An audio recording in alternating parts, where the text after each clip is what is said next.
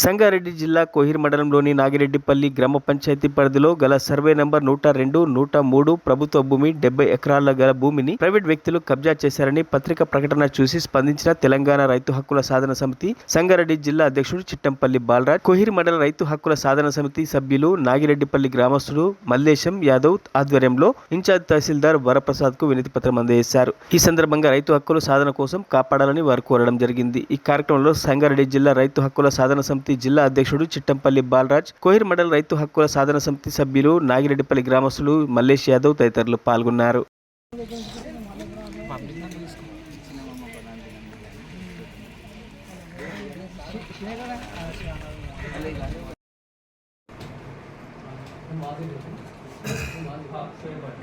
నేను జిల్లా రైతు సంఘం అధ్యక్షుడిని.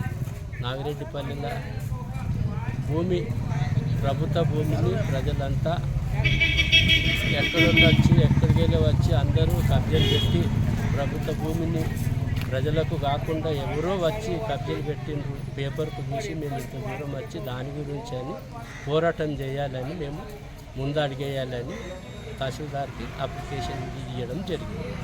మరిన్ని అప్డేట్స్ కోసం మా ఛానల్ని సబ్స్క్రైబ్ చేయండి.